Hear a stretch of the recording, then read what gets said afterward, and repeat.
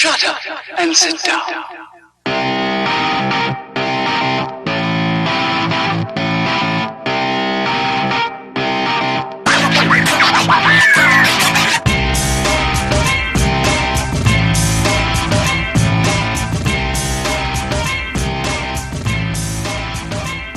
Howdy and salutations, welcome to Broken Table Commentary, a three-man creative debate podcast all about the greatest of fake sports, professional wrestling. Every week, we each bring a different topic to the table. The topics can be ridiculous or serious, opinion or factual, creative or not, whatever we feel like, and as always, the topics for this week are in the description. On commentary, we have our Mark, the debonair diabetic dad, Lenton. Day one is H. Our historian, the Scottish Grumpelstiltskin, Michael. Hi, I'm Michael, and don't worry about the asthma ghosts. I did a Doctor Who and regenerated into Michael version 2. Who's playing you now? Oh, I did a David Tennant and that awful one and just remained myself. Oh, perfect. Ugh. And our critic, me, Jessel. You can follow us on SoundCloud, YouTube, and the Facebook as Broken Table Commentary, or directly at our website, BrokenTableCommentary.com. New episodes are broadcast every Thursday, 7 p.m. Eastern Standard Time. This is episode number 9, Kotatsu! That's a traditional Japanese table, if you weren't aware, because WWE's own traditional Japanese table, Shinsuke Nakamura, debuts at Backlash, and no, that is not that big of a stretch to check that table off of my list. I just didn't know you were going to say it like that. I wasn't prepared. It's a Japanese table. You have to say it like that. Kotatsu! Okay. Now I understand. I just wasn't prepared is all I'm saying. But before we get into what we're talking about, which is a nice, it's actually really nice when it's about how to bring people into the fold and everything coming up in Backlash on Sunday. Well, I wanted to know if you guys had anything you wanted to talk about, because I got 2 things written down. I will give everybody the friendly reminder that if you have not listened to last week's episode to get the first secret word, that you need to go back and listen to last week, and then there will be another secret word today, and then there will be 2 more secret words over the next 2 weeks, and you'll need all 4 secret words to get your chance to win the prize. So, yep, and you'll email them at brokentablecommentary@gmail.com so that we can get it and enter you into a raffle to win a really nice gift card. So that is my news. I got other things that I will want to talk about, but I think you're probably going to bring it up. I can feel that. That's my connection to Jessel. Well, I mean, you and I are both real happy about it. Let's go ahead and talk about Glow. Oh. Let's talk about Glow, the gorgeous ladies of wrestling fictionalized Netflix series coming in June. The trailer for it, finally, not just the little teaser, but the actual first trailer hit, and holy crap, this looks great. It is going to be a great, funny, dramatic show about Glow, the gorgeous ladies of wrestling. I don't know if you know what Glow is, but in the 80s, a guy hired a bunch of women who couldn't get jobs doing other acting gigs, and taught them how to wrestle. It was Chavo Guerrero Sr., taught them how to wrestle. And they created a Lucha Underground style wrestling show. It actually had like season arcs. Instead of being faces and heels, they actually went for protagonists, antagonists, that kind of thing. It lasted for a while. Glow's really fun. It's really good. It was, funnily enough, when I met my wife, I introduced her to wrestling, and I didn't know that when she was a little kid, she and her sister loved Glow. So she was always a wrestling fan. She just didn't consider Glow the same thing. But it really is. It's really nice. It's really cool. And Glow is great. If you haven't seen the trailer, you need to go see it because it's wonderful. Alison Brie, Mark Maron. It's going to be great. But even better than that, because we're talking about Glow, I can bring up the amazing documentary of the gorgeous ladies of wrestling. There's a whole thing that talks about the history of Glow, because the TV show is going to be a fictionalized version of history. Glow happened, but it's a completely new fictional group of characters doing it. That way the show can have more seasons than I think it's 3 that Glow actually had in the real world, before it had a revival. But Glow is very important to the history of wrestling. One, it was the women's revolution before the women revolved in WWE. Absolutely. It was all women, all having matches, and they were all, like, at least medium or better. Like, they actually did, there weren't only like 5-star matches in there, but they were great characters and it was good. But it was also a breeding ground for some really important to the WWE women. The most important one, I think, would be Ivory. She came from Glow. And we know Michael loves Ivory. I love Ivory, too. Me too. She's very underrated. Very underrated. When the Glow had its redo, Sarah Del Rey, who was Sarah Death Ray in Glow, Sarah Amata is now the head trainer at NXT. So Glow has had huge outreaching grasps on wrestling as we know it. And there's the really great documentary. I highly advise anyone to see it, including you two, if you two haven't seen it. It's really good. No, I have seen it. That was going to be the part that I added to the conversation. I was talking about if you haven't seen that on Netflix, if you don't want to know any of the story going into the Netflix fake series that's about to come out, then you cannot watch it. But I absolutely agree that you should watch it because it's, they're going to be completely different. It is very, very good. Yeah, that way you can enjoy both. But I'm super excited for Glow. The first 30 seconds of that trailer are incredibly impactful, and it's just 30 seconds of a trailer. Yeah, I'm so excited. I don't want to spoil it, but yeah, it's so hot good. Women that are funny and great actors. Oh, and the best thing about it all, a lot of times things that do wrestling as a backdrop treat wrestling like it's taboo or lame. Like Queen of the Ring, the French movie that the WWE then took and remade under their WWE studios, which was about stay-at-home moms who became women wrestlers.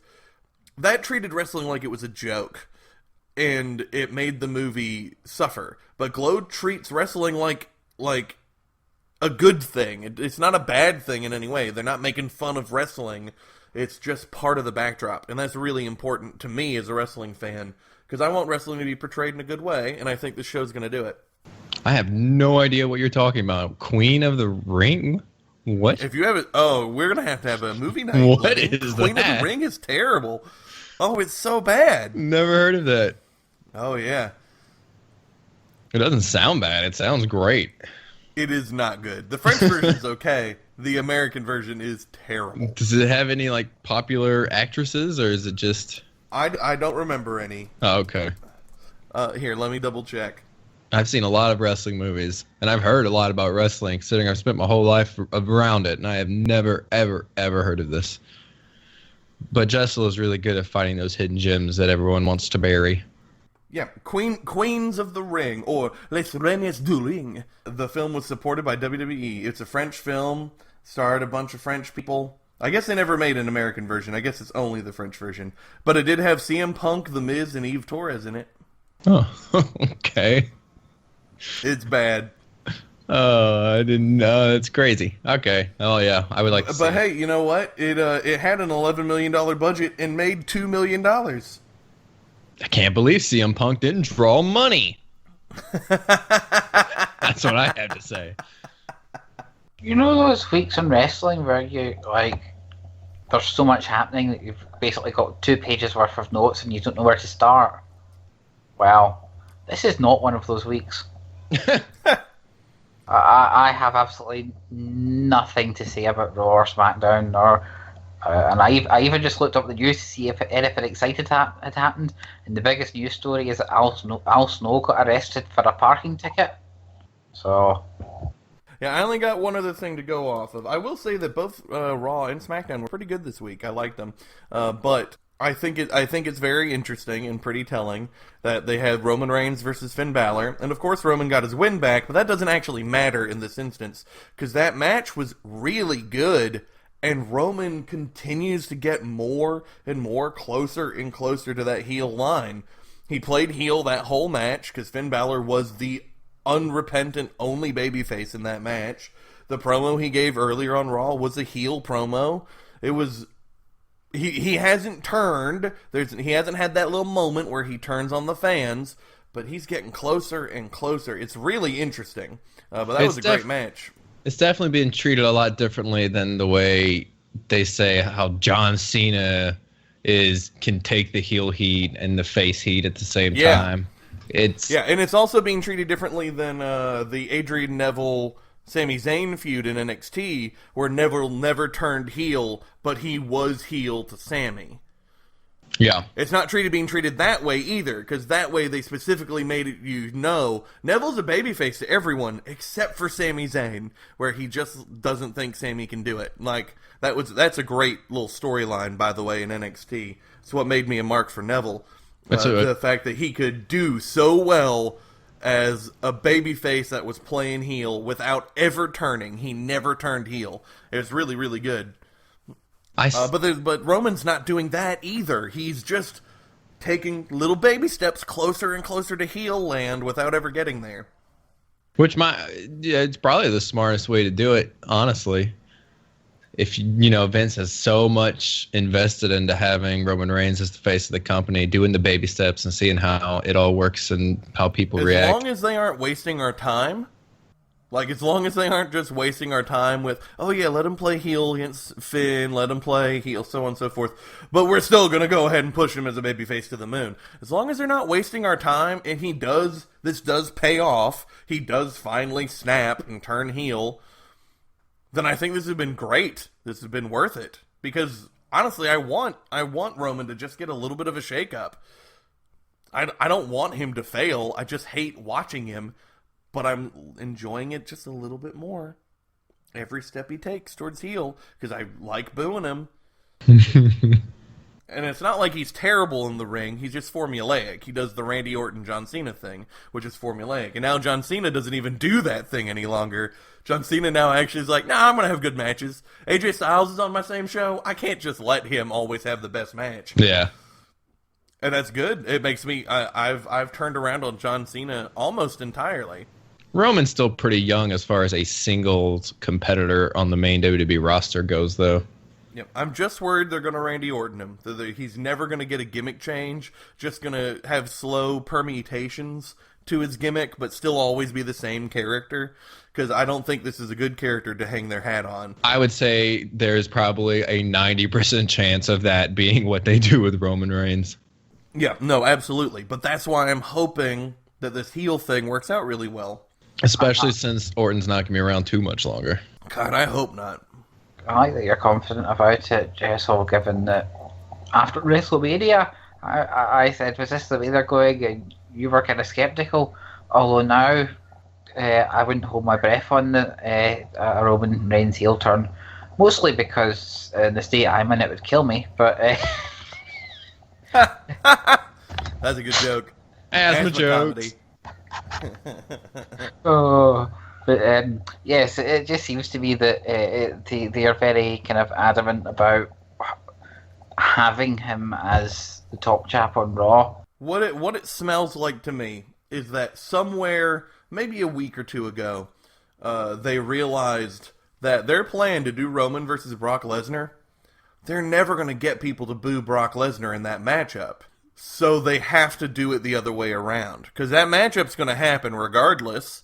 So they have to switch it. Because people will cheer for Lesnar because they want to see him beat the shit out of Roman Reigns.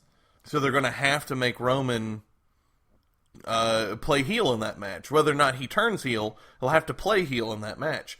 Just like he played heel in the Undertaker match, and just like he's playing heel to Finn Balor, he's taken more and more steps. He technically played heel to Braun Strowman, technically. So it's very interesting. With all of that interesting stuff out of the way, let's go ahead and move on to our first topic. 1. Okay, the first topic is my topic, and the question that I present to my fellow BTC boys: what 2 matches do you show someone who wants to watch wrestling for the first time? And I would like Michael, our dear quiet friend, to answer this question first. There's not really any weird ties to the question to hold you back. It's pretty open. What 2 matches do you show someone who wants to watch wrestling for the first time? Well, in my head, I couldn't quite work out who I'd be showing these matches to, so I went for 2 that could be different themes depending on who it was, to cover as much of the ground as possible, and it will come as a great shock and surprise to you that I picked 2 Royal Rumble matches. 2, okay. Because in general, I find if you're going to introduce someone into wrestling, you can either show them the Rumble, which is the kind of equivalent all-star thing, and they're remarkably easy to get into over the course, or you show them something insanely awful like a House of Horrors match, because I feel that when you're introducing someone to it, you can't just show them like a 5-star match, because they're not going to get the context that makes it great. Well, that's what I've found in general. So I was thinking of what Rumbles would I introduce folk to, and I found that the further back in time you go, like the 90s ones, they don't translate as well now to folk coming in. So it has to be kind of this century. So I went for 2 kind of reasonably fast-paced ones, but they're both different styles. So the first one is the cliche, and I know that Jessel doesn't like it, which is Rumble 2001. It's got sort of something for everyone. There's Hardy stuff at the start. You've got comedy celebrities who people seem to like. You've got Kane killing everyone. You've got the hardcore stuff for people into that. You've got a comedy legend spot. You've got a bunch of big names that people might have heard of, like The Rock and Austin and Taker. You've got some nice engaging stories told in the ring, like, for example, Kane and Taker reuniting, and the whole Rock and Austin needing to beat each other, which leads to the moment where they suddenly lock eyes and the crowd go apeshit. And this always sadly reminds me of the time they tried to do it with Orton and Cena. Yeah, we talk about that one a lot. Well, it was spectacular. Well, see, they tried it twice in that same Rumble, in the 40-man, 2011. But the crowd did pop for John Cena, Kofi Kingston. They popped for Cena Hornswoggle, but not Cena Orton. But yeah, that match, it only goes about 54 minutes or so, 56 minutes. And there is a lot that you can... there's so much different styles of wrestling in it that if somebody wanted to see what the show's like that way, we could get into it. However, there's another one that's even faster paced. One of the things that benefits... Really? Yeah. Really? Michael. Uh-huh. Now go on. Talk about it. If you think it's a 95 Rumble, you're wrong. Oh, thank God. When you say shorter, I immediately go to the worst Rumble just ever. No, by shorter I mean 48 minutes, which is actually, I think it's like the 3rd shortest Rumble of all time, but it's not 95. Thank goodness. I'm trying, even if I did say, Dreadful would cover them, I'm not sure I'd ever get anyone to wrestling via Mantor. Although, poor Vince, you can just tell in his voice actor he really wanted that gimmick to get over. He really tried. Yeah. But no, I thought it's a fast-paced one where the storylines are all within the match. So you can come in cold and you can understand what's happening in it because of what's happening in the ring.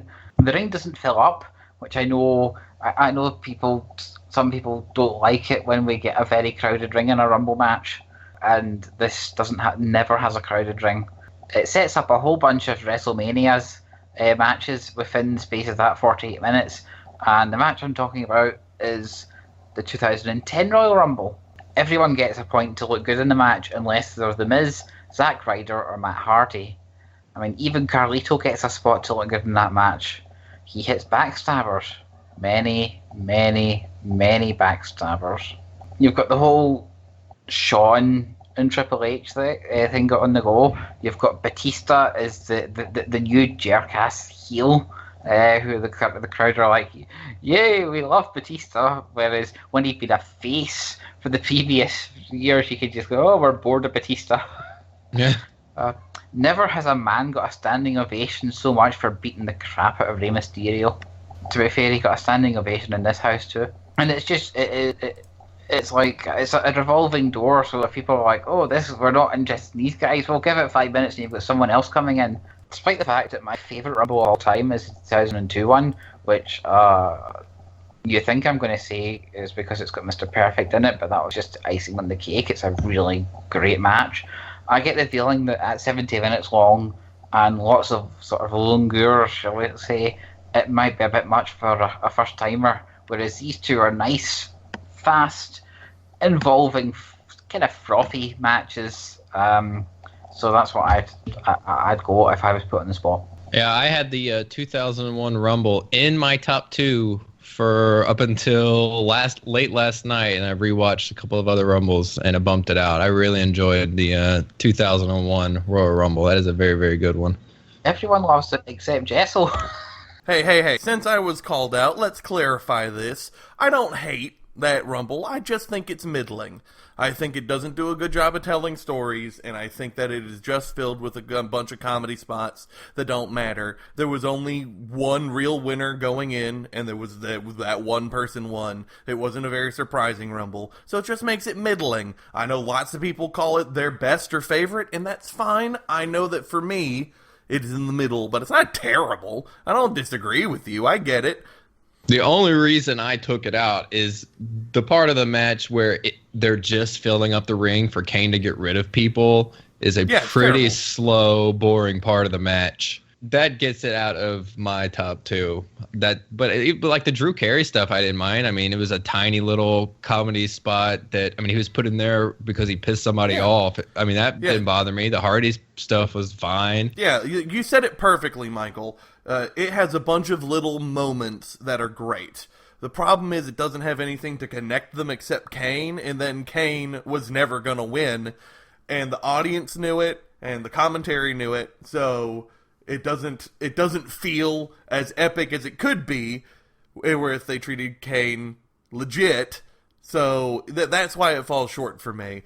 But it's still good. I still get it. It makes a lot of sense to me. Just it won't be on my 2. Well, what are your 2, Jesse? You want me to go next? Yeah. So if I complained about Michael's Rumble not having any story, well then I guess you can tell what I care about when I introduce wrestling. I've introduced a lot of people to wrestling over the years. And I used to take a different tactic than what I'm going to use today, because this is actually a different 2 matches than what I normally do. But I think these are the best 2 matches. I used to try to showcase the sportsness of it, to actually show the athleticism and the work rate, and let that speak for itself, because there are a lot of people who just don't like wrestling because it's fake sports. So it's like, well, here, watch this great match. This is about 2 huge athletes doing a great job, and they're telling a great story. But for whatever reason, it never could fly. So I've abandoned that process. And I want to focus on stories, because for me, whenever I introduce anybody to wrestling, I always tell them, look, wrestling is modern day Greek myths. That's what it is. They are classic archetypal characters going through many labors and fighting many challenges with obstacles in their way. It's almost real life comic books. You know, it's colorful and big, and for lack of a better word, basic, because those basic stories tell good stories, and then you can move forward and tell more complicated stories from there. So characters, you have to be able to look at them, understand who they are and what they are within the first 10 seconds of what's going on. That kind of thing. So that's how wrestling gets in. And I think that's what Vince McMahon does the best at. It's not my favorite kind of wrestling, but it is what Vince does best. So I also have a Rumble, because I think the Royal Rumble is just the most fun wrestling match that exists. So I would be remiss to not have a Rumble. I personally think that the Rumble that tells the best story, has the most intriguing characters, has the best action, and it is my favorite Royal Rumble of all time, is the 2004 Royal Rumble that Chris Benoit wins. Now, you might be saying, hey, sir, Chris Benoit, he murder-suicided. Yep. Doesn't that make you want to see the guy that you know the most about in the news wrestle a match? Regardless of your feelings on it, if you introduce people to that match first, and they know about what happened, you can explain the idea of kayfabe. You can explain, look, this is Chris Benoit, the character. It's like how people can forgive Woody Allen. Woody Allen is absolutely a child molester. but people forgive it because they like his characters in his movies. Even though they shouldn't, because he's a child molester. But it's like not everybody forgives Woody Allen, but yes, people. More people than I'm comfortable with in the world forgive him. Same with Roman Polanski or anything else. There's a lot of people that people forgive their real life atrocities. For Sean Penn, they forgive those because of the art. So that's a great starting point. Then that Rumble tells an amazing story. The Chris Benoit story. It does the thing that I want the 2001 Rumble to do with Kane, which is you see him go and get better and get more support, and the commentary's like, can he really do this? Blah, blah, blah. You get all of that.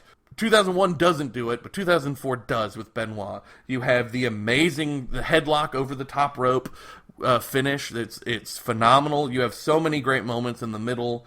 All sorts of characters that you'd both recognize because of their namesake, maybe not because they're the most famous, but you probably heard their name around, as well as a bunch of characters that are vibrant and exciting that you'll want to see more of, because we want to get more people involved in wrestling. So that's my Royal Rumble. And then I used to put Eddie Guerrero, Kurt Angle as my sports-centric one from WrestleMania 20. Because that's a great match. It's one of my favorite matches of all time. But on rewatching, and when we went over the WrestleMania matches, and I was going over things, I realized how many matches from WrestleMania I actually like way more than that match, because they don't have a title, they have another stipulation.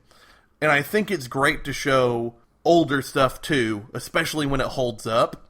And I think the best story ever told at a WrestleMania is Ultimate Warrior versus Randy Savage retirement match at WrestleMania 7. That match, the commentary is perfect. The match is amazing. It's Ultimate Warrior's best match, hands down. The retirement stipulation is something anyone can understand. The moment at the end, I'm getting chills talking about this match. The moment with Randy Savage. One of my favorite moments is how it finishes with Sherry beating the crap out of Savage. So Savage has his head turned, and Elizabeth came in to get Sherry out of there, and Savage can't see her. So every time Elizabeth reaches out for him, he throws his hands back and he's fighting her off until he finally sees her, and you can see all of the stress and sadness and anger melt away from his face as the woman he loves is in the ring. This is all beautiful, amazing pantomime. There's no dialogue. We only get the commentary providing the dialogue, which is wonderful. Ultimate Warrior Randy Savage is a perfect match. It makes me cry. It gets me excited. It is exciting. Has one of the an amazing finish. Has one of the best fake out finishes when Ultimate Warrior thought he had it won and Randy kicks out, and Ultimate Warrior legitimately thinks that maybe I'm not good enough anymore, and he's pleading with God, do I need to retire? It's the best acting he's ever done. It's so good. I think that match is perfect. And if I want to get people to watch, I want to show them the best stories and the best characters. So those are my two matches. That's a great match. It's a great moment in general. Yeah, one of the greatest, one of the most famous. Elizabeth on Randy Savage's shoulders is one of the most famous images. That and the body slam might be the two most famous WrestleMania images of all time. All right, I'm going to do my two. Well, we're going to have a repeat answer, which is kind of surprising, but I guess not too surprising. My list begins with a Royal Rumble, and it is the Royal Rumble from 2004. When I'm showing somebody new wrestling, I guess the most important thing for me is that I don't have to explain too much backstory, but at the end they want to know what happens next. And I think this Rumble does that pretty perfectly. Like, for example, the Foley Orton stuff. I mean, Foley comes out and he attacks Orton and he throws him over the top rope, and then they go and they brawl all over the place. That is not hard to explain. Oh, they hate each other. And he was willing to eliminate himself. That's incredibly easy to explain. And then that person watching that is going to go, okay, so what happens next with them two? That's going to make you want to keep watching. the Undertaker gong going off to distract Kane to get him eliminated. I mean, that's simple. It's a sound. They're brothers. Well, what happens next? That's wonderful. Chris Benoit wins the thing, and then all I got to do is drop one thing and go, okay, what if I told you that he's going to want to go to the opposite show to get the belt? Then that person's immediately going to be like, oh, well, that's incredibly interesting. So what happens next? I want to see that. This Rumble does all the things Jessel did, and it sets up so many little things that ask the question, what happens next, which I think is what any kind of great match should do. And I've shown this match to lots of people. The people that I show matches to, because unfortunately, most of the time for me, if someone comes into our lives that I would want to be the first person to show wrestling to, Jessel has already gotten to them. Because our group of friends is pretty much exactly the same, except for people who just play basketball with me, and they don't really care about wrestling because they're too cool. Bunch of assholes. But everybody else are people that Jessel and I share, and Jessel spends more time with them because he's a better friend. So he gets wrestling to them before I do. And I'm glad to know that we would both show them the same match. So that doesn't make me feel bad that I don't get to him before he does. But the people I do get to show wrestling to, and there have been 3 instances over the last couple of years, they have all been dads who are wanted to show their sons wrestling. So when I'm answering this question, I'm thinking about stuff that the dad and the kids would like. And I've shown them that, and I have shown them this, and this has all been stuff that they liked. Especially my next pick has been one that they have liked more than the other thing, and it is an Elimination Chamber match. Elimination Chamber match is actually my favorite match type. Maybe after the Punjabi Prison. Punjabi Prison might be my favorite match type. But I love Elimination Chambers. Not the new one where it doesn't look like it hurts anymore. They're all landing on big old cushions and beanbag chairs or whatever. But the old Elimination Chambers, and my favorite Elimination Chamber, and the one that I think sets up plenty of, well, what happens next, is the Elimination Chamber 2009, after Edge has lost the title earlier in the night, and he has taken out Kofi Kingston and forces himself into the match, is my next one that I show people. It is Chris Jericho. John Cena is the champion at the time. Kane, Edge, crappy old Mike Knox, and Rey Mysterio. And I know we don't usually like Rey Mysterio, but this is actually one of Rey Mysterio's really good performances. I just watched this match this morning, and he really sucks you in. It's so obvious at the beginning, like, oh, well, Edge has got to win after he comes in and takes a spot and gets in the match. But then there's like the last 10 minutes between Edge and Rey Mysterio actually makes you believe, no, Edge isn't going to win. Rey Mysterio is going to take this belt. And then I guess Edge and Mysterio are going to feud heading into WrestleMania. But then, of course, Edge wins. But it's a fantastic match. Best Elimination Chamber match. Sets up little stories going forward. Really showcases the Raw SmackDown dynamic of things, which thankfully back in 2009 is still relevant today, which I think is important because the WWE Raw SmackDown whole thing is a very important thing for the newcomers to understand. I always have to explain that to people when I'm explaining wrestling to them. And this, as well as the 2004 Rumble, both of these two matches do a very good job of showcasing the Raw SmackDown thing, which is still incredibly relevant today, and that's fantastic.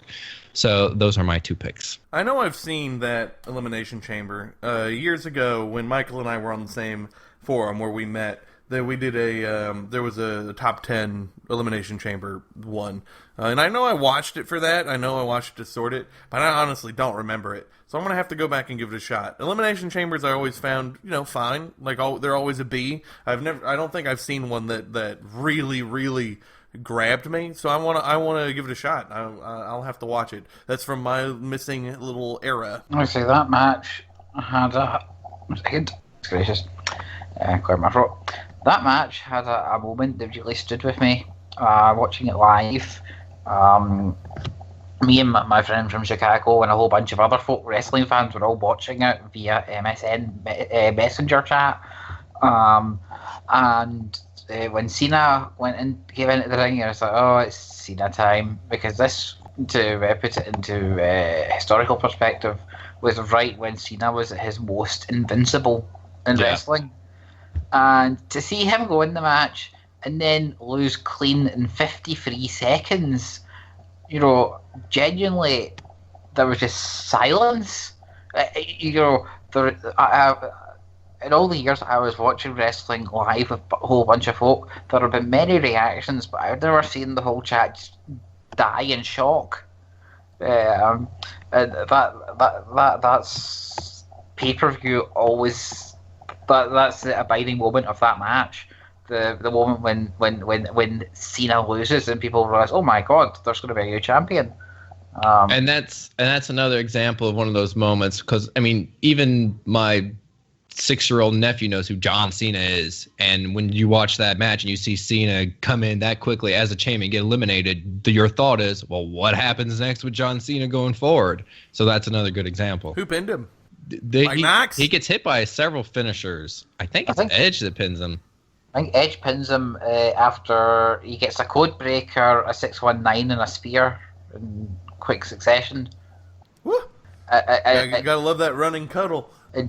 Oh yes, and Jericho's look of shock is something to behold, because he's in full-on heel Jericho mode, but he's got this look of holy shit, Cena lost quick.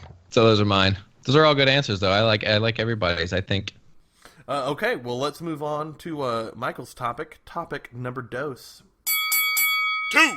Right. If you had the ability to publish one tell-all autobiography by a single living person in wrestling, who would it be? And for the benefit of this question, assume the person will tell the truth, the whole truth, and nothing but the truth, so help their egos and the egos of anyone else in wrestling. I was inspired to this question by reading Alan Greenspan's autobiography recently, The Age of Turbulence, for a bit of light reading. It's been that kind of year. But in it, it's interesting, not so much the stuff he goes into, but the stuff he kind of doesn't go into. He was in charge of the Federal Reserve for much of the last 25 years. But it led me into think about what it'd be like if someone with similar levels of power wrote a book, and would they try and kind of whitewash the bits where they went wrong? But of course, I'm assuming here they won't, which is why I've gone for possibly the most obvious answer to this question, which is Vincent Kennedy McMahon. Now, there's a man. If he wrote his autobiography, I would buy it in an instant. Look at his story. You've got the whole upbringing. He came from a really horrific childhood.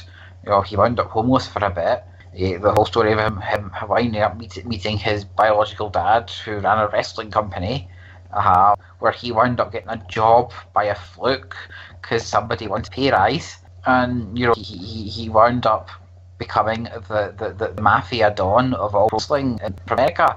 And to get the honest sort of story from his point of view of how it all went down, because we've heard it from everyone else in wrestling, but the one perspective I was of interested has been kept entirely quiet. You've also got his opinions on what happened. I for one want to know what the hell went down with Randy Savage and Vince. I'm assuming this would be in the book. And you've also got there's a lot of stuff that nobody talks about, like the fact that he overcame dyslexia to become a millionaire/billionaire. I didn't know that. Yeah, it came up in his Playboy interview back in '99. He's overcome all that. Abuse and mental illness and homelessness to become the Vince we all know and love, the slightly eccentric billionaire, Mr. Burns type character. And if he actually ever sat down and wrote a honest biography, I think it would be the most amazing book ever written about wrestling. So that's my option. I mean, we are going to get that, though. Pandemonium coming to theaters in just a few years. Going to be 100% honest Vince McMahon truth. Where he found Andre the Giant as a French chef in Quebec and made him a wrestling superstar. Oh, oui. It's just as well Gorilla Monsoon's dead, because that script would have killed him. Okay, well, my pick is someone who has 2 autobiographies out currently. This was my favorite wrestler growing up.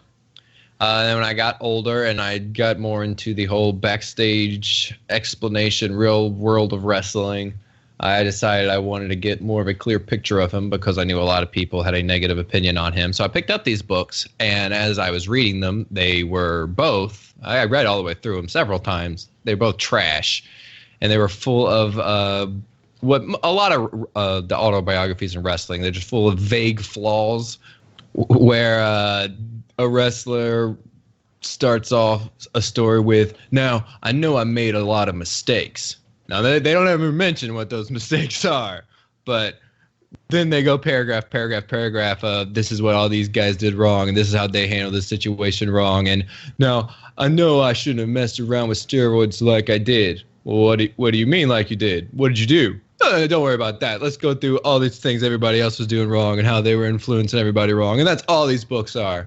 But to have an honest book about the life of Hulk Hogan would complete my life, and I could finally get some closure, because this has been, I have been on the verge of deciding whether I am a Hulk Hogan fan or not now for about 6 years, and I've been teetering back and forth. Like there was a good 2 years there where I was like, you know what, Hulk Hogan is a piece of shit. But then I went to a Tribute to the Troop show, and Hulk Hogan was there, and I cried because I was so excited that he was there. And so I went back to the other side. I was like, yeah, no, Hulk Hogan is God. It's all good. It's all good. And then after all this sex tape stuff and the way he just talked about the woman in the tape and just people in general, I started teetering back to, okay, this guy only cares about himself. What a piece of shit. So there's so many important things that he's been a part of that he does not, it just feels like he's not giving the true story on, but he might be. He might just be a terrible writer because the books are written badly to begin with. But lots of people say Hulk Hogan is trash. Hulk Hogan says he's not trash. And then there are plenty of celebrities and whatnot who say Hulk Hogan's a great guy. Black celebrities, mind you. So I would love a book from Hulk Hogan of the truth from everything in his life, covering all these major things that he's been a part of and all the things that he's majorly a part of right now, so I could finally decide if I can be a Hulk Hogan fan or not. So that's my answer. I'm shocked to learn that Hulk Hogan's got 2 biographies out. Yeah, he's got one. He's got one about wrestling, and it's like a Hollywood Hulk Hogan, I think is the name of it. Then there's one called My Life Outside the Ropes, and it's about all the stuff that happened with his wife leaving him and his son in the car accident that killed his friend and stuff like that. And then Linda's got a book out now, so there's a bunch of books by that family, and they're all equally unreliable. That's because when you said 2 books from a while ago, I was thinking Foley, but hang on, those books were good. No, Andy has 3. I like the Foley books. I think he's actually got 4 now. I've only read the first 2. I tried reading the one he wrote in 2006, and it just gets really depressing. I've got a couple of them. I don't know how they fall into the timeline of his books. I know I've got 2, though. I was a little worried that my deep cut would be repeated, but now I know that it definitely won't. Because I made a deeper cut. Because Vince McMahon, I get it, makes sense. Hulk Hogan, if they were forced to tell the truth, I would read it. But the thing I've always been interested in the most in wrestling is how booking actually happens. And while Vince McMahon absolutely was the head booker, there's so much other stuff going on with him that I don't know how much a book would talk about it. So I really wanted to talk about one of my most hated people, a guy I don't trust. So I've heard his interviews and I've heard him shoot. And I don't trust him. I don't trust what he has to say. So if he's forced to tell the truth, I really want to know what's really the truth. And that's Kevin Sullivan. You folks listening might not know Kevin Sullivan, but Kevin Sullivan was the head booker, or at least the mid-card booker for WCW during its Monday Night Wars boom. As well as before that, he was the Taskmaster. He was the guy who created the Legion of Doom or Dungeon of Doom that tried to destroy Hulk Hogan. He is the infamous booker that Brian Pillman yelled at, "All right, Booker Man," on pay-per-view when Brian Pillman was doing that shoot work whatever nonsense before he left WCW. He is also the man who is implicated in a lot of the Chris Benoit story. Whether or not it's true or not is part of the interesting thing to me, because Chris Benoit married his wife. She left him for Chris Benoit. So there's a lot of really interesting things going on with Kevin Sullivan. And on top of all that, Kevin Sullivan, I have never heard a person say a good thing about Kevin Sullivan in the company. Like, wrestlers, I haven't heard anyone say anything good. It's just very interesting to me. He is a very divisive figure. And he's not as big as the other two, clearly.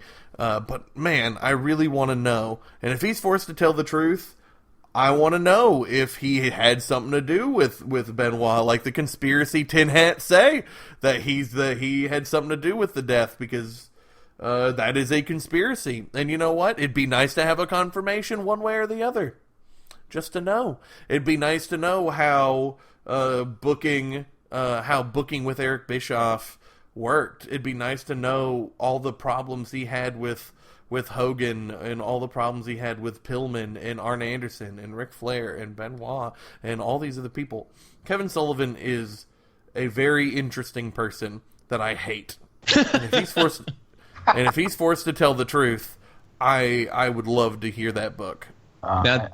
Just in case his lawyers are listening, none of us believe that he actually did any murders. I mean, I like I said, I got a tin hat on. Yeah, I have no interest in that part of the book. But it'd just be a chapter. It'd be fine. As the booker of WCW would be super interesting. Do you think there's a possibility after reading this book that you would stop hating him and you would love him? I highly doubt I'd love him, because I don't like his wrestling style. But I could certainly stop hating him. If it's forced to be the truth, then, you know, I can make a 100% objective opinion about him, because it has to be the truth, you know? So, yeah, impossibly. I can name you one person who has at least historically said something good about Kevin Sullivan, though. Mick Foley. We'll go for it. Oh, that's nice. Mick Foley has nice things to say. That's good. In his first book, he refers to Sullivan as one of his more trusted friends in his WCW run, and he calls him one of the best minds in wrestling. So, well, that's good. And clearly, he clearly is a good booker. WCW, how they handled Lex Luger and all that stuff during WCW when he was booking, other than the Eric Bischoff NWO stuff, there was a lot of really, really solid booking going on at that point in WCW. So I'm intrigued. The rise of DDP was him, was it not? Like 96, 97? Possible, I don't know. Because we don't know the actual structure of what everything did. I know that Disco Inferno was a booker at that time, and he might have been booking part of that. Which a lot of people don't know, that Disco Inferno was one of the bookers. He was the undercard booker, I believe. So there's a lot of interesting things going on in WCW structure, because it didn't work the same way as WWE. WWE had Vince, and Vince had his hand on everything. They had more of a writer's room, like a TV show, but WCW didn't work that way. So I'd be very intrigued to hear his thought process. What is Sullivan doing now? Going for autographs in little arenas and stuff. He's the usual retired wrestling. Gotcha. Regular. I think anyway. Here, let's double check. See what else. I had to check to see if he was still alive, because I wasn't sure, because that was the other rule, that they had to be alive. Oh, he's working in Ring of Honor. He showed up. Made a surprise appearance at Ring of Honor. Yeah, gross. Apparently feuding with BJ Whitmer. So he's like on air doing stuff. Okay. Apparently, that's what Wikipedia says. But that was in June of 2016. Oh, okay. So it's been a while. I'd read it. That's the most interesting one of the three, actually, to be honest. Yeah, my pick is just purely out of emotional support for myself. It's very selfish. I don't care if anybody else reads the book. That's just for my heart. Ain't nothing wrong with that. He can just write the book and send it to me in an email, and that is fine. That'd be hard on your eyes. Yeah, but reading a whole book like that wouldn't be as hard as it's been on my heart. Nice. I think that's a nice segue into our third topic. 3, Backlash and Takeover Chicago for NXT are this weekend. Now we haven't covered NXT Takeover before, and we're gonna try it out because all of us here like NXT. I don't think Michael has the time to watch anymore, right? Yeah. Time. So now that's a good excuse to make him watch. I do watch the takeovers though, because I find I make time to watch them. Yeah. So I got, just like always, we'll be giving our predictions so we can see what we're gonna think is gonna happen. So first off, let's talk about Takeover Chicago. There's only 4 confirmed matches as of time of recording this. So we're only going to cover those. First off is the third ever defending of, but first major televised defending of the UK Championship. Tyler Bate versus Pete Dunne, the second matchup between the two. Because they ended the UK tournament together. Yeah. I'm gonna go with Pete Dunne to win the belt. It's hard. I mean, there's not a lot of. It's not like every week we get a little bit of story between the two and stuff like that. But I don't think there's gonna be a lot of other title changes throughout the night. So that's my main reasoning. And I'm not a big fan of Tyler Bate, but I don't have any really good WWE booking logic behind my pick, so I'm going with Pete Dunne. This is the hardest match of the entire weekend for me to predict, because I could see them going with Tyler Bate because they seem to have the British Team Asia thing going on with them. But if I were booking British territory, I'd want them chasing the heel. So I'm going to have to assume that since it's one of Triple H's babies, and that he's into that kind of mentality, as seen in the Reign of Terror back in 2003. But Pete Dunne's going to win the belt here. I agree with you. I think this is the hardest one to predict. I'm going with Pete Dunne for one very simple reason, and that is there are more baby faces currently in their UK division than there are heels. So there are more matchup types for Pete Dunne as champ. I think I'd rather have Tyler Bate continue to hold it. I think it would be better for the belt. I think it'd make it help make it not feel like it's the cruiserweight title all over again, where they just don't have confidence in their babyface they picked to win. But I think Pete Dunne's going to walk away with it. But I'm happy either way. I like Tyler Bate. He's not my favorite. Trent Seven is my favorite UK wrestler. He is absolutely my favorite. So if that means that we can get Trent Seven, Pete Dunne too, absolutely. I want Trent Seven to hold that belt forever. But that means that Pete Dunne's got to win it, and then Trent Seven can take it off him. But we'll probably see Wolfgang first, and we'll probably see Travis Andrews, and we'll probably see a couple others go for it. But yeah, I think Pete Dunne's makes the most sense. But I'd be happy either way. I just want a really good catch-as-catch-can British-style match. Next up is the triple threat, no longer 4 corners, NXT Women's Championship match. Asuka versus Ruby Riott versus Nikki Cross. We talked about this a while ago. I think, and I'm going to stick with my, or your, I don't remember, it's probably your idea, that Asuka will retain the belt and she'll just continue keeping it warm until Ember Moon's ready to come and take it away from her. So Asuka retains. I actually have changed my thought on this match a lot.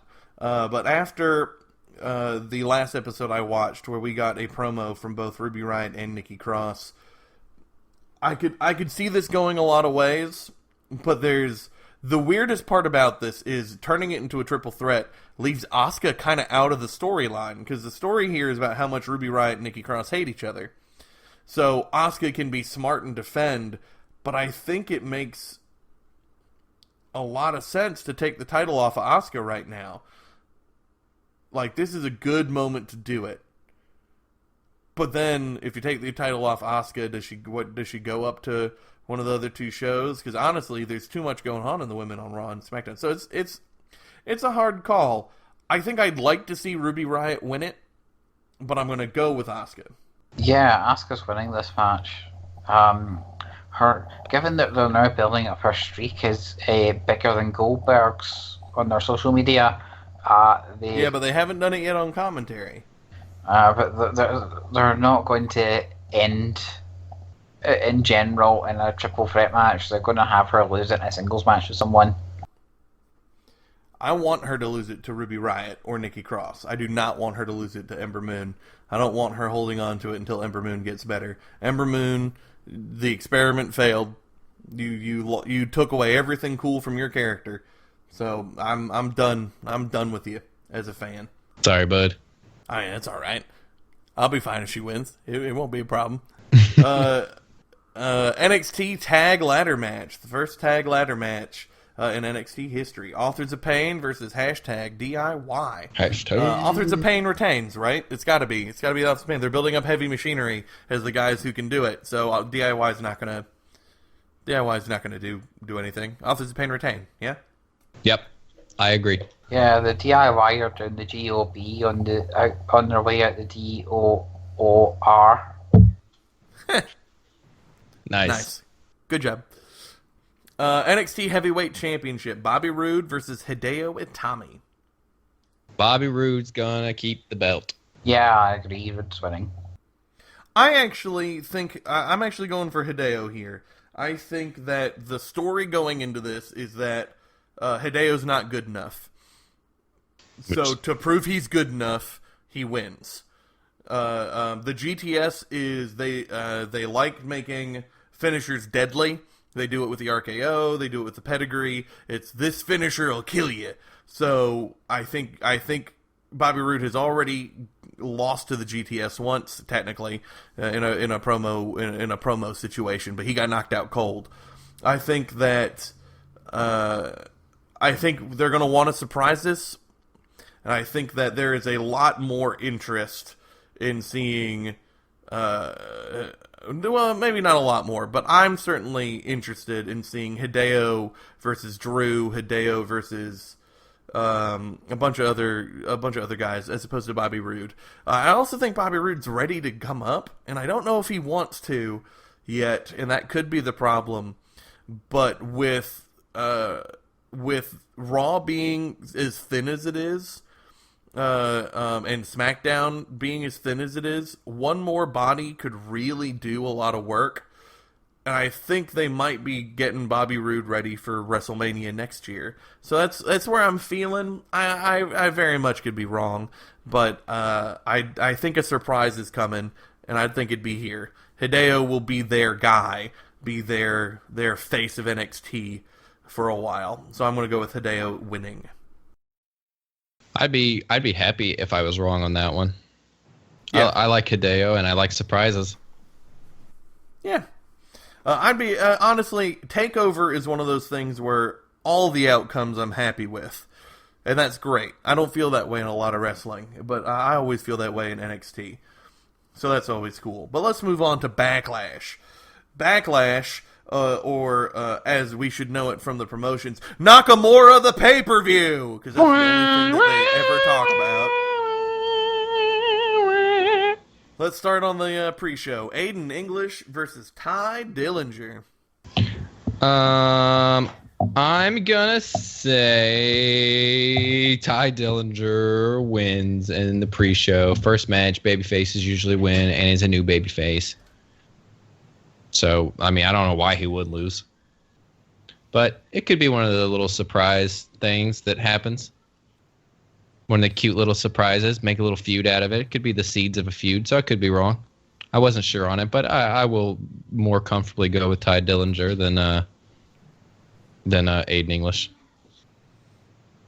Well, damn. I think... What? I was saying, damn, talk about a main event anywhere in the country. Tish. Honestly, I can't decide either way. Ty Dillinger has had a nice little bottom of the card babyface run for now. They could be trying to get him as a recognizable name so that he could challenge for the U.S. title in a little bit, maybe. I'm not sure. But honestly, I think that the most damning thing about it all is that Aiden English is just a comedy heel. And that's why I don't have any faith in an Aiden English win. Because if I was booking it, I'd probably have Aiden English win. So it's like, oh, that way you don't have Ty Dillinger having all wins so far. That way you have, like, oh, we need to keep things, we need to not take him so not seriously. But I think it's a pretty done deal that Ty Dillinger win. Yeah, I would also book it with an Aiden English win.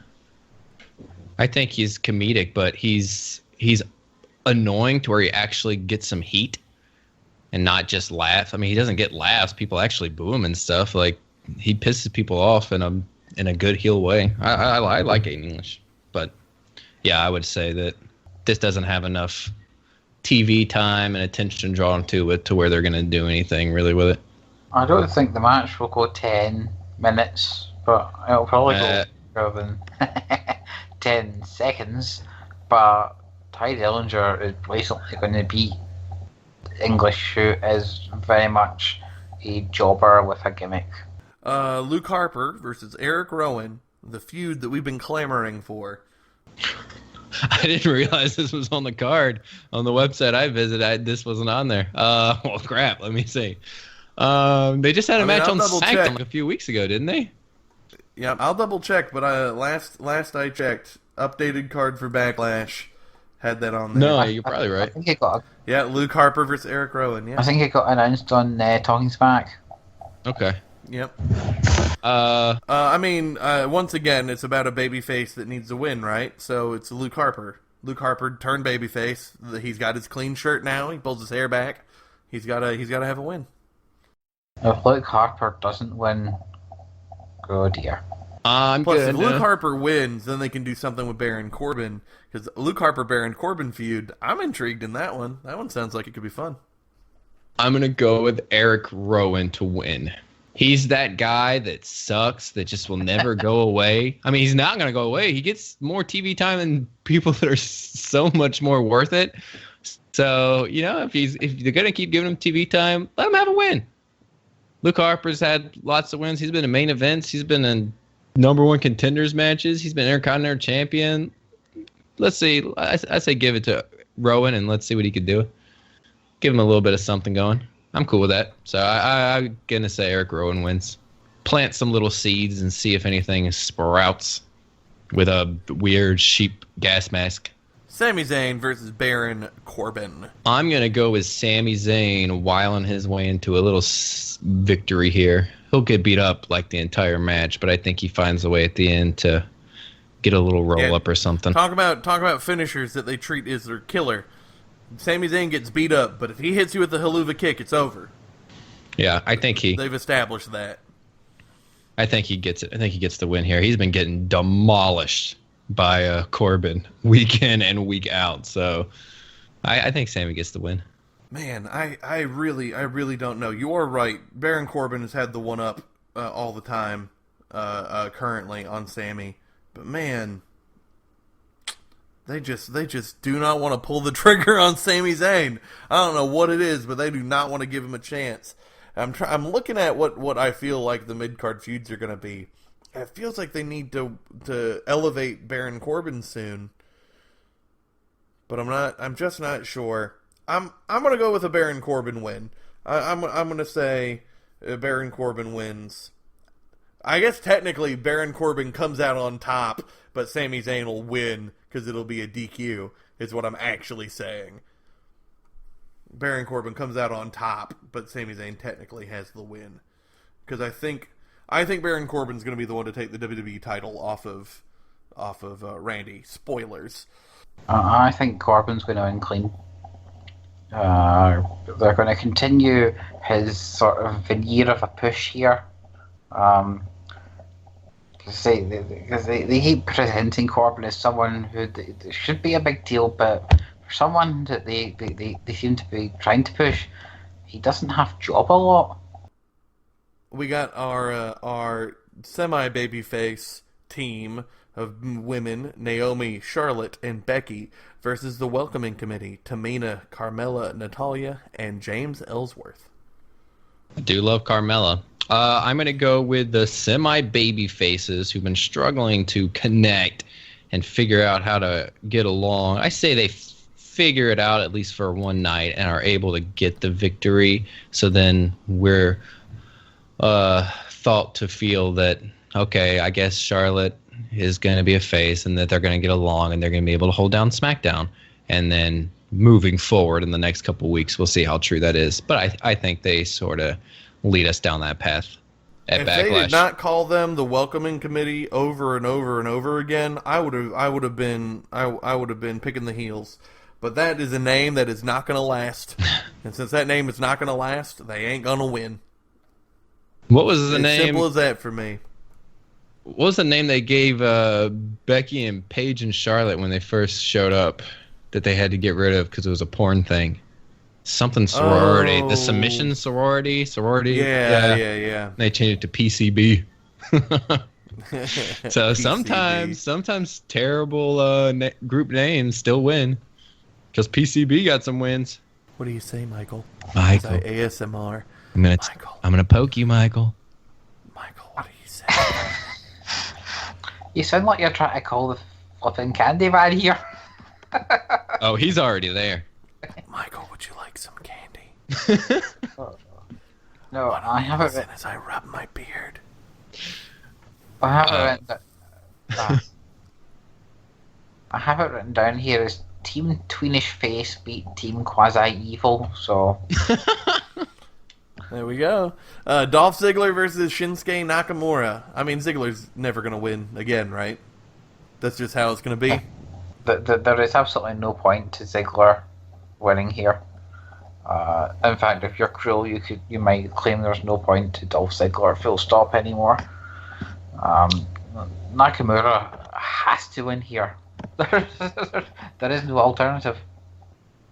I disagree. This is a perfect opportunity to take the route of great storytelling, and sometimes, every now and then, WWE takes that over the predictable finish. I think we see a really dirty tactic here for Ziggler to sneak away with a victory and get this thing drawn out for another pay-per-view or two. So I say that, I mean, it's true. Nakamura needs to be distracted for a while. and Nakamura is not going to work well with everybody. He's not going to work well with most people. That's just, I mean, there's a lot of reasons for that.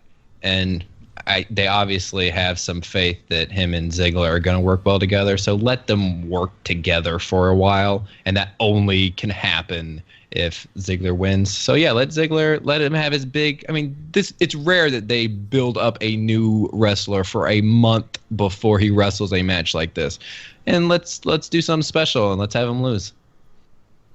I'd love that outcome. It's just one match. I mean, no one's gonna not watch wrestling because he loses. I mean, no one's gonna be like, oh, well, I guess Nakamura sucks. They're gonna if Ziggler cheats to lose. I mean, cheats to win. It's a win-win for everybody. I mean, I think that's the way to go. So I hope that's what they do. I love that outcome, and that's what I want. But Nakamura is winning, and I'm going with Nakamura. I am too positive they want him to be their number one guy on SmackDown, so they're going to push him and push him and push him, so that Randy Orton can turn heel eventually, and they can have heel Randy versus face Nakamura. That's what I'm thinking. I don't want it. I think the Ziggler cheat win is a great way to go, but I think Nakamura is going to take it. And that only buys an extra month, or however long until Money in the Bank, and then it takes WWE away. booking, I think it'd last till SummerSlam. Maybe. I think you probably would take it off and give because classic WWE booking doesn't really have a third time rematch at SummerSlam. So I don't know about that. Next up, the tag titles. Yeah, baby. Usos at Day One is H versus Breezango, the Fashion Police. Day one is H. I want Breezango to win so bad, but I just don't see it happening. Usos are doing incredible character work as heels. They are doing such a good job. But man, I would love it if Breezango won. But I got to throw my hat behind the Usos. Yeah, I agree. I think this is just they're just building up Breezango to feed them to the Usos so they can build up the Usos. This is not important for Breezango whatsoever, unfortunately. But this has been great. It has been great TV, and it has been great work by both Honestly, teams. what it feels like is they got to build up those Usos so that hashtag DIY can debut on SmackDown and take those titles. I'd be cool with that. I love DIY. Yeah, DIY are cool. But yeah, the Usos are winning here. It's just your stock title defense. But it's been a fun one. It has been a very fun one. Oh, I really want to be wrong. I want Breezango to win so bad. Fandango has gotten better in the ring a lot in just this past month. His Falcon Arrow looked impressive. His leg lariat was so good last night on SmackDown. So I want them to win. Just because I want them to be building people up. I want a more competitive tag team scene. But I just don't think it's going to happen.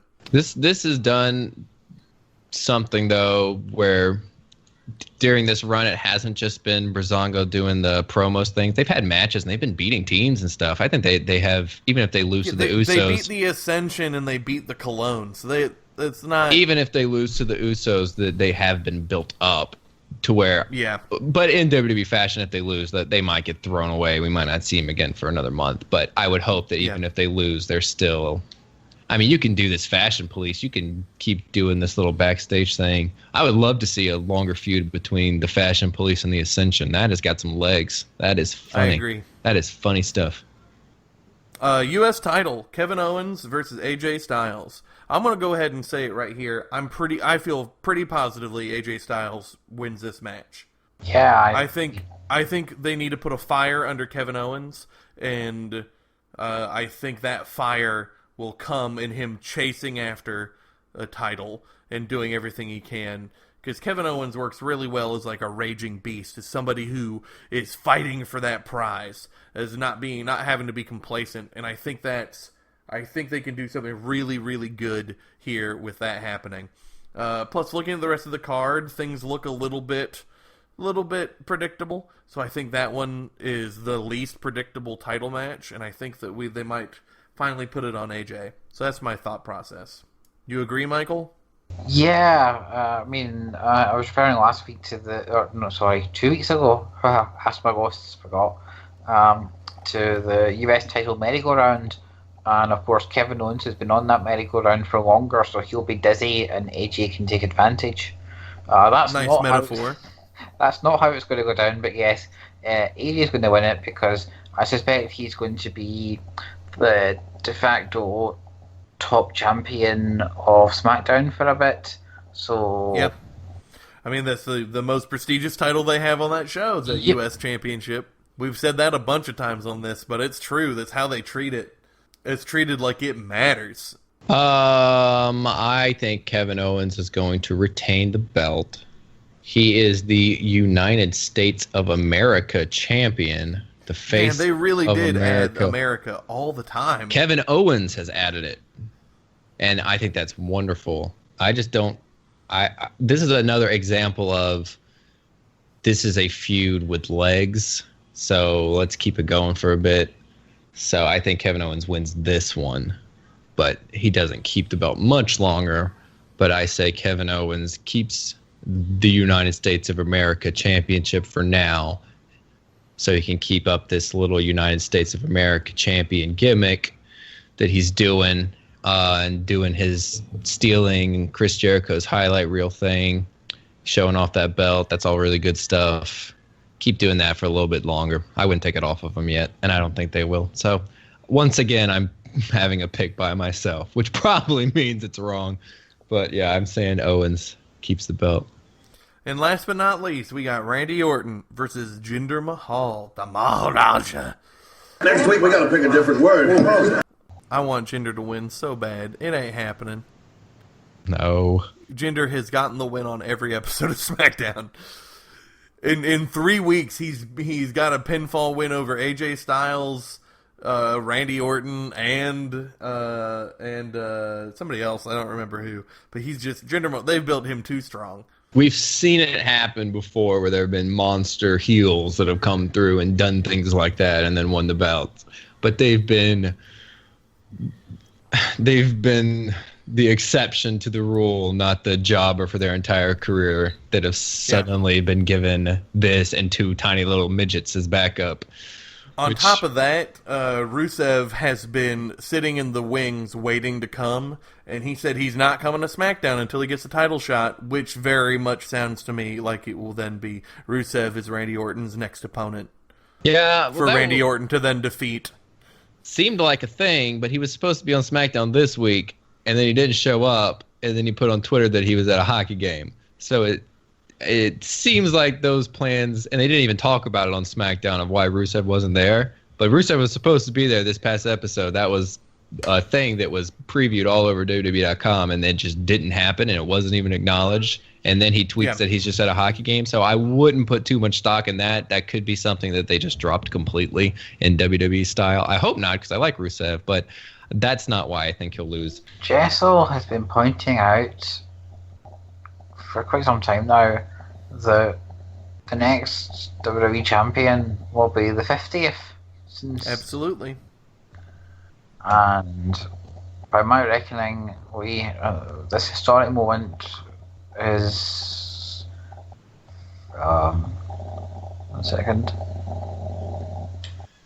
4 days away, because Jinder Mahal is going to win clean.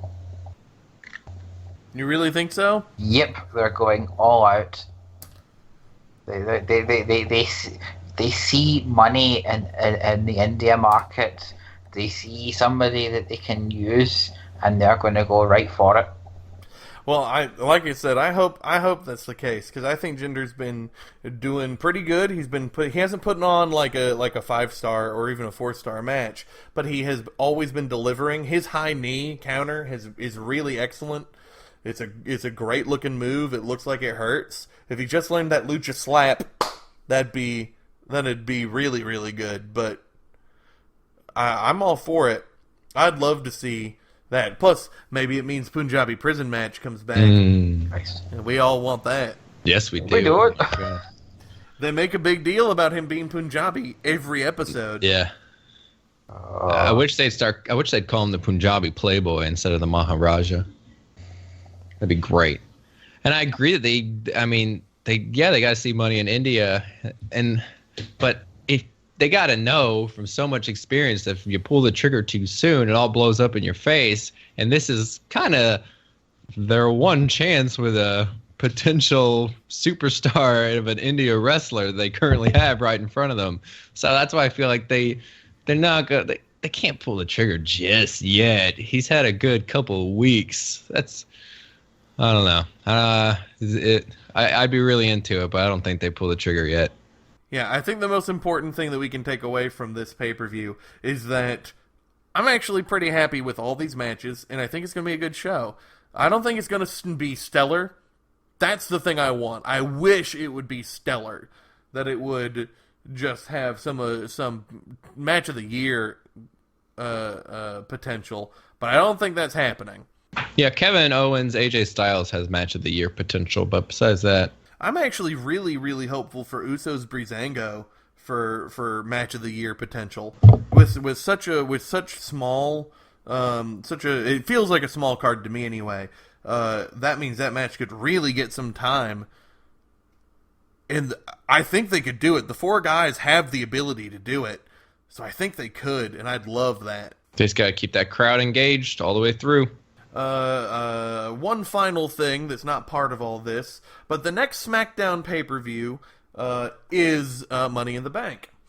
And I'm just very curious, as of right now, before Backlash, we've already done our BTFIs, but those are almost completely useless at this point because of the Superstar shakeup. But I'm curious on if you guys have a front runner for who you think might get the Money in the Bank briefcase. And let's assume that they just do it on SmackDown for now. Yeah. Do you guys have a front runner? I do have a front runner because I agree that that they do see money in him and that it is going to happen eventually. I do believe that Jinder Mahal is going to get the briefcase at Money in the Bank. That's where I stand. I like that idea. I like that idea. He loses here, and then he wins Money in the Bank as Randy Orton's dealing with Rusev. Yeah, that's what I am. Yeah, no, that makes a lot of sense. Seeing. That's where I'm almost leaning, but since I think AJ's taking the title off of Kevin Owens, I think Kevin Owens is the classic heel type that gets the briefcase, and I think that would be a good idea. So my current front runner is Kevin Owens. But I like Jinder Mahal. He's my second choice. Baron Corbin, number 3. Yeah, Corbin's up there for me. What about you, Michael? I was just reminding myself who's actually on the SmackDown roster again. I think that they'll give it to Baron Corbin. Makes sense. You know who my number 4 is, by the way? I'd love it. I don't think it's happening, but I really would love it if it was, surprise, John Cena is the mystery 8th competitor in Money in the Bank and he wins it. Because it's a very WWE thing to do. I could see it happening. It'd be really interesting. Yeah, that'd be great. It'd make Money in the Bank feel a little bit bigger, which is actually probably the only thing I have bad to say about Money in the Bank, because it doesn't actually, like, while it is a big match, it doesn't have the feel of the Rumble or an Elimination Chamber. So you could have the surprise entrant kind of feel to it. I think that'd be neat. But that was just a bonus 4th topic. And we did one last time, so I did one this time. You guys have any closing remarks before we close out? I do not have any closing remarks. Thank you, Robot Lenton. You're welcome. Michael has no words whatsoever. He's out of words. The asthma ghost. He reached his words limit for the day. He got a word limit. Well, then I guess we're going to say goodbye. Bye-bye. Bye, everybody. Goodbye. Goodbye. Goodbye. Goodbye. Goodbye.